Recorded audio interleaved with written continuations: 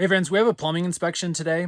And so I am actually going to be plugging up our drain lines so that we can fill them with water and the inspector can see if there are any leaks in our system. You can see all of this piping behind me. All that has to be filled with water. You can also do this with air. We just decided to do it with water today. So we're going to start at the very end because this is where everything drains out into my septic tank. So we're going to be plugging the very end of this drain line down here with this. Now this is a 4-inch little inflatable ball. You can get these right on Amazon. We'll put some links in the description box below. Now what I'm going to do, because this is at an angle, is I'm going to have to stick this up and in here and then inflate it. And that's going to create a nice barrier so that water won't flow out into our septic area. Now, there's a much better contraption that I wish the previous person had installed. Again, we're kind of taking over this project. And that is a little T that's put in the middle here. It looks like this, except it has one of these inflators that you can get to on the side. And that way I could have inflated this from here, it inflate in the middle, and then when we're done testing, you can just deflate it and everything would flow great. So again, we're gonna have to finagle things, especially at this right angle. Makes things just a little bit difficult. So what I can do is I can stick this down in here, and I'm gonna push it to the left so that it goes into this main 4-inch area right here. Again, that's a 4-inch test ball. The other thing I need is this nice long hose extension. You can get these on Amazon as well. And then I've moved that all the way over to our power inflator. Again, I'm using this Ryobi power inflator to inflate that ball up to plug up the end here. Now, the next thing we have to think of is how to release all this water. There's going to be a ton in there, and have it go into our septic tank instead of spray out the top here. Again, with all that water pressure, you're gonna have a massive fountain up here if we don't cover this up. So what I did is I drilled a hole in the top of this clean out plug or clean out cap here, and we're just going to tighten that down into place. Now again, the water pressure is enough where we're going to get some squirting out here, so I'll probably have to cover this with a towel. And then again, we have to really securely hold this hose as we're deflating it from the end there, because the water is going to want to suck this thing straight down into our septic tank. Literally, as soon as this thing deflates, it's going to push straight down and want to go out. Now, this is a jerry-rigged system because this is what I'm dealing with. I'm sure there's better ways of doing this. If you have a better idea, leave it in the comments for me. I would have loved to see how you guys would have solved this issue. Okay, we've got the extension hose all hooked up to my power inflator. We're gonna go ahead and fill up that 4-inch test ball that's sitting right there. Now, again, you can do this with a bicycle pump. I just found this is a whole lot easier, especially because I had this tool already in my kit. I'm gonna fill to about 24 to 26 pounds of pressure. Okay, and that is how we've cut off the very bottom of our main drain. Now we need to go ahead and move up through the house and make sure all of our other fixture openings are also plugged up so water doesn't pressurize and come out of those openings. Okay, so let's start first in our kitchen area. Now, this is where our sink is gonna go, and this is gonna be the sink's drain that, again, moves down into that main 4-inch drain down in the basement. So what I can do is use a different type of plug, and that is these little 2-inch plugs that basically sit on top, and you expand out this rubber piece right here, and it closes in and basically just makes a really nice seal. Again, it fits really nice into that drain plug, and then you just tighten things down by twisting on this little butterfly nut. And there you go, that is down and tight. Okay, next let's go into the downstairs bathroom. And we're gonna find another drain for the sink that's gonna be in here. And this one is a 1-inch. So I'll get kind of closer. I know it's a little bit dark, but basically it works the exact same way. We've got a butterfly nut and we've got, again, just a round 1-inch plug to deal with. So it's really nice because these guys come in multiple different sizes. I think I've seen 1-inch all the way up to like 4 inches that you can use.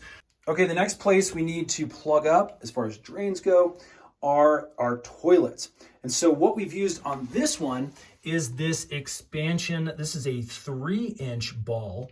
And again, that works perfectly just like the one you saw below, the 4-inch one. We just pop it down in there, inflate it up.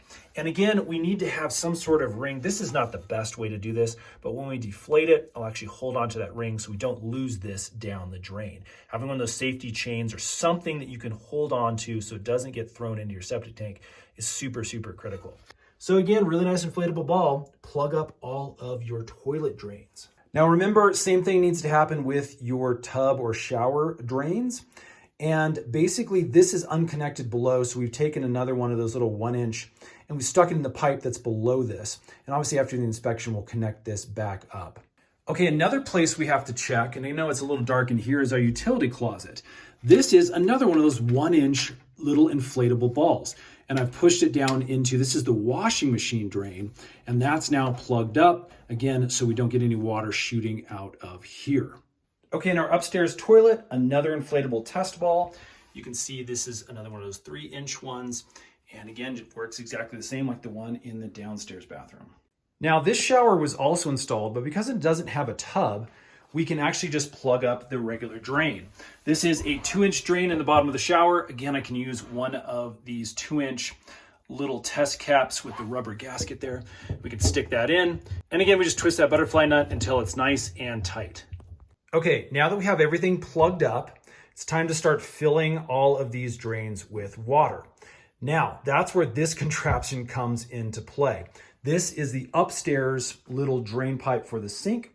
And then this is the toilet water line. Its PEX comes up from our water supply in the basement. And then we've got a garden hose going between these two. Now, the reason I have this hookup is I want to push water up here to the second story into this specific drain. I use this little boiler drain here, and basically you can just unscrew this and that opens up that valve, and we create a nice push of water down into this drain. Goes all the way down in the basement, and then everything just starts filling up from down there. Again, we're on the second story. The reason I did this is because I have no way of getting up on the roof safely to get to this main drain. This is sitting, again, on the second story. My roof is really slanted. It's really dangerous to get up there, or I would put water up there and drain it all the way down. I'm gonna have to push water up over here underneath the shower and then up this stack right here. And then what I do is I come over here and I watch out this window until water starts running off the roof. And that's how I know everything is filled up from the bottom. But again, I found as far as safety goes, not having to get up into the roof, the best way for me was to do it like this. Okay, I'm gonna go down into the basement. We're gonna turn on the water. One of the other things I have right here, just so I can have a nice quick cutoff if needed, is this little valve. So I'll go ahead and put it in the open position.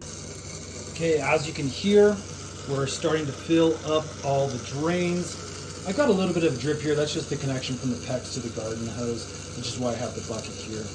Now, one of the other test things that I've tried in the past is this little guy. And I tried putting it down in the toilet area. Again, this is that 3-inch version. And I was using air pressure, and this thing kept popping out. So it might work well with water, but the air pressure test really did not work well at all. Now, I don't know if you can hear this on camera, but the sound has changed, which means this is all filled up. And now it's pushing water up through those under drains and up out of our main stack. Okay, and as you can see, water is now running off of our roof. We're good to go. We've filled everything up. Let's come over here and let's shut that water off. All right, back down here on the first floor, the utility closet, you can see we've got some drains coming down through here. And the process at this point is just to go along. I'll need a flashlight. And we're basically just gonna go along and make sure that we don't have any drips. And obviously our main drain system is in the basement. But again, everything is looking pretty good at this point. So there you go, friends. That is a brief overview of how we tested our drain lines for our plumbing inspection. Again, we went down and checked each of these little seals, made sure stuff was nice and watertight. Again, the water really helps you see leaks over airflow, which sometimes, if it's just a pinpoint hole, can get really difficult to check out. So if you need any of those test plugs for your own project, we'll put some links in the description box below. Thanks for watching. Subscribe. We got a ton more DIY tutorial videos coming out really soon. See you again on the next one.